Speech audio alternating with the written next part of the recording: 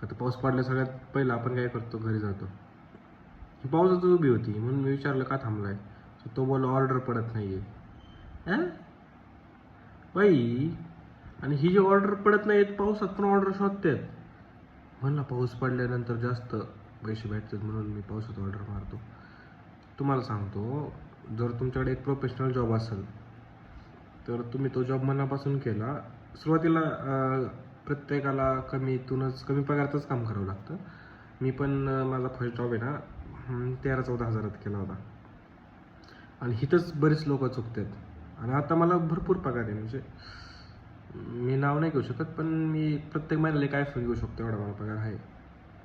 Simple model pro नाही. But सगळ्यात मोठा इश्यू जर इथं सांगायचं झालं तर सगळ्यात मोठा इश्यू हा आहे की जी गावाकडून शहरात येतात पोरं आणि इथं येऊन डिलिव्हरी बॉयचं काम करतात. प्रॉपर पुण्यातलं कोणच करत नाही हा जॉब. ही सगळी बाहेरून येणारी जनता असते. म्हणजे मी असं नाही म्हणत बाहेरून येणारे वाईट आहेत किंवा काय एक्सपायजेड, बट जी बाहेरून येणारी जनता असते त्यांना जॉब शोध असतो. त्यांचा मित्र सांगतो की तू हे काम कर, तुला ह्यात इन्कम होईल आणि तुझं डेलीचा खर्च आहे तो निघून जाईल, म्हणून ते हे डिलिव्हरीचा जॉब करतात. बट घरच्यांना वाटतं पोरगं पुण्याला गेले, मोठ्या कंपनीत कामाला लागले का. आता पुणे म्हणलं की बाहेर खूप इज्जत आहे, IT पार्क वगैरे वगैरे समजतात. पण घरच्यांना माहीत नसतं की हे पोरगं डिलिव्हरीचा जॉब करते म्हणून ना. आणि मध्ये मी एक रील बघितली होती की हॉस्टेलच्या पुरी होत्या, त्यांनी स्वतःचा हॉस्टेलमधल्या रूमचा कचरा बाहेर फेकण्यासाठी पोर्टर बुक केलं होतं. म्हणजे आता पोरांची इज्जत काय लेवलला आहे हे तुम्ही समजून घ्या. बरं ठीक आहे, ते पण ठीक आहे. पण हे जे बाहेरून येणारी जनता आहे ह्यांना नवीन जॉब मिळत असल्यावर पोर्टर करू शकतो. म्हणजे porter, Rapido, Swiggy, Zomato, XYZ भरपूर सारे ऑप्शन आहेत जिथं डिलिव्हरी बॉय काम करतात पर्सनल गाडी घेऊन. तर ह्यांनी काय केलं स्टार्टिंगला माहिती आहे का, डिलिव्हरी बॉय म्हणून जॉईन झाले आणि नंतर त्यांना कळलं की आपण डिलिव्हरी बॉय म्हणून काम करून 25 ते 30 हजार रुपये किंवा काय जे जास्त काम करतात, 16 तास काम करतात, ते 40-50 हजार रुपये कमवतात. तर ह्यांना काय वाटलं, म्हणजे जे डिलिव्हरी बॉय आहेत जे बाहेरून आलेत पुण्यात कमवण्यासाठी, त्यांना काय वाटलं की आपण याच्यावरच करिअर करूया किंवा ह्यात जास्त इन्कम आहे. कारण ह्यांना 40-50 हजार रुपये पगार इन्कम होत होता ह्यांचा.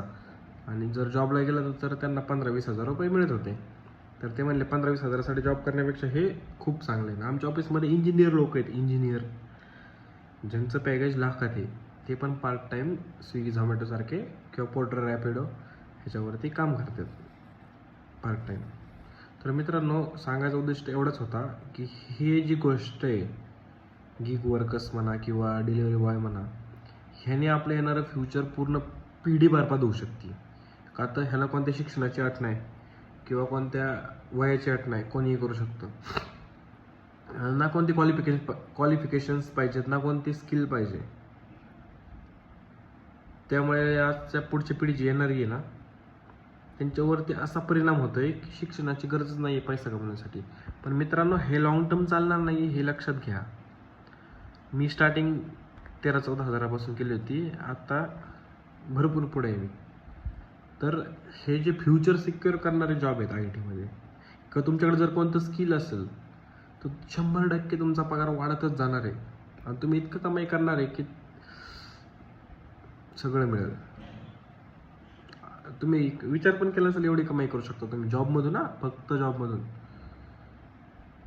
पण गावाकडून यायचं शहरात आणि इथं कुणाच्या तरी हाताखाली काम करायचं, डिलिव्हरी बॉयचं काम करायचं. आता तर पेट्रोल पण महाग झाले, कधी कोणतं युद्ध होईल सांगता येत नाही. तर मित्रांनो, सांगण्याचा उद्दिष्ट एवढाच होता की जर गावाकडून तुम्ही शहरात येत असाल, कोणता तरी तुमचा मित्र शहरात काम करतोय, 50 हजार कमावतोय, तो सांगतोय फक्त स्वतःची बाईक लागते, लायसन लागतं, मी 50 हजार रुपये कमावतो. त्याचं ऐकून जर तुम्ही शहरात येत असाल किंवा आईबापांना त्यांच्या वाटत असेल की पोरगं पुण्यात गेले कामाला, हे कमवते ते कमवते, तर डार्क रिॲलिटी ही आहे की भर पावसात IT मध्ये आम्ही जॉब करतो. भर पावसात खिडकीतून बाहेर बघितलं तर डिलिव्हरी बॉय फक्त फिरत असतात, बाकी सगळे बंद असतं. रहदारी सगळी बंद असते, फक्त डिलिव्हरी बॉय फिरत असतात पावसात. तर तसले काय उद्योगधंदे करू नका. गावाकडे असताल तर तिथं शेती करा. शेतीला पण येणाऱ्या काळात भरपूर वॉन्टेड मिळणार आहे. आत्ता जरी नसेल तरी येणाऱ्या काळात भरपूर वॉन्टेड मिळणार आहे.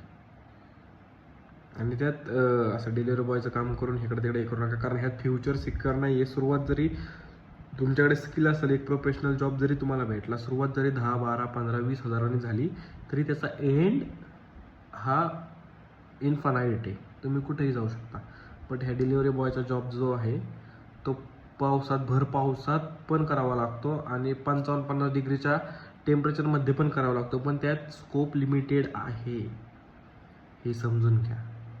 जर स्कोप लिमिटेड आहे तर आयुष्य तुमचं त्यात बरबाद होऊ शकतं. आणि आता ऑनलाईनची सिस्टीम जास्त निघली आहे. काहीही क्लिक करा, ऑनलाईन लगेच तुमच्या घरी येतं. तुमच्याकडे पैसे नसतील तर ऑनलाईन EMI वगैरे होऊन जाऊन मग तुम्हाला आयुष्यभर, जिंदगीभर फेडावं लागतं. तर हा एक ट्रॅप आहे, ट्रॅप. तर ह्या ट्रॅपपासून जेवढं लांब राहता येईल तेवढं लांब राहा. शक्यतो डिलिव्हरी हे जर पार्ट टाईम करता आलं तर बेस्ट आहे. तुमचा पगार पण तुम्हाला मिळेल दिवसभर जॉब करून, आणि रात्रीचं तुम्ही हे 2-4 तास करू शकता, जसं तुमची इच्छा आहे तसं तुम्हाला पगार पण मिळेल.